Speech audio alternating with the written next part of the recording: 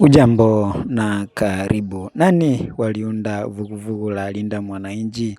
Ni akina nani walikuwa nyuma yake na lengo lao lilikuwa nini? Kabla hatujaingia katika Linda Mwananchi, turudi nyuma kidogo. Kabla ya Linda Mwananchi kulikuwa na vuguvugu lililoitwa Kenya Moja, na baadhi ya watu waliotajwa kuwa wanachama wake muhimu ni Gathoni wa Muchomba, Babu Owino, Edwin Sifuna, Caleb Amisi na wakili Kibagendi. Sasa Kenya Moja ndicho kilichobadilishwa na kuwa Linda Mwananchi. Lakini swali ambalo Wakenya wengi wanauliza ni nani anayepiga mipigo ndani ya Linda Mwananchi na kwa nini kilianzishwa hapo awali?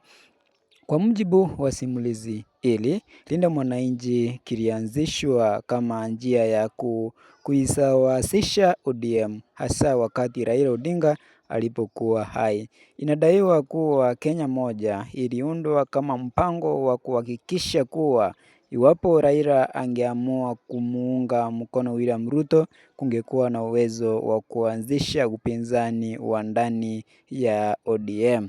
Inasemekana kuwa wakati huo Uhuru Kenyatta alikuwa bado na nia ya kumzuia Ruto na kuendelea kumuunga mkono Raila Odinga.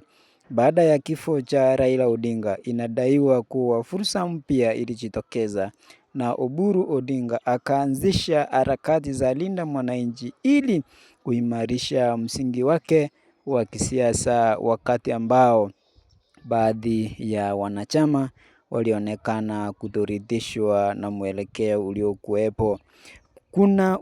Kuna hoja kwamba William Ruto hawezi kuruhusu upinzani kuungana kikamilifu, kwa sababu upinzani uliungana unaweza kumpa changamoto kubwa katika uchaguzi wa mwaka wa 2027. Ni kwa nini kuna migawanyiko ndani ya Linda Mwananchi?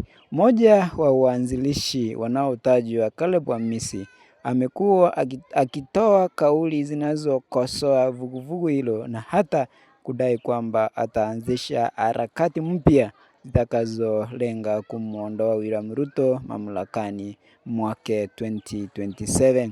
Hali hii imezua maswali kuhusu iwapo anafanya kazi kwa maslahi ya Ruto au hata ya idara ya ujasusi wa taifa bila yeye mwenyewe kutambua. Pia kuna madai kwamba Caleb Amisi huenda anafanya kazi kwa ushirikiano na Edwin Sifuna.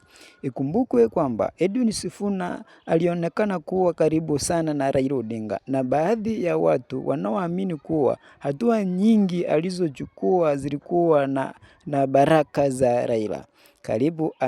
Caleb Amisi amesisitiza mara kadhaa kwamba Edwin Sifuna anapaswa kugombea urais.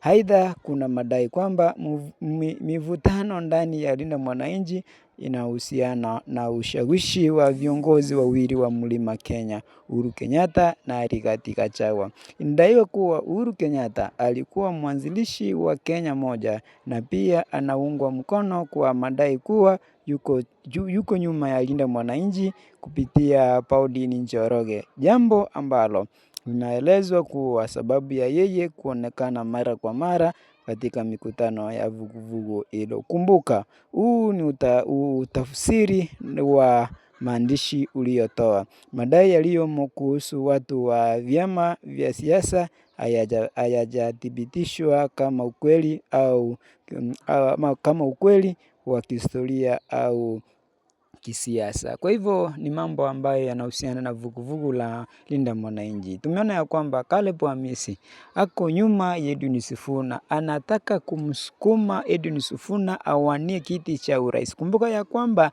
iwapo itatokea ya kwamba Edwin Sifuna atagombea nafasi ya urais na kisha baadaye akafeli ama akakosa kuipata, wengi wanasema ya kwamba huu ndio utakuwa mwisho wake wa siasa, kwa sababu ukishafeli mahali kurudi tena inakaa ngumu. Nayo tu kwa sasa, langu jina lasalia kuwa Maskini Msomi, na lengo langu siku zote ni kukuandalia makala kama haya ili uweze kujua kila ambacho kinaendelea ndani na nje ya nchi, na kutakia kila laheri Mungu akusaidie na anisaidie mimi, tuendelee kuelimisha na kutakia kila la heri. Kama hujasubscribe kwenye channel hii, hakikisha ya kwamba unaponyeza hicho kidude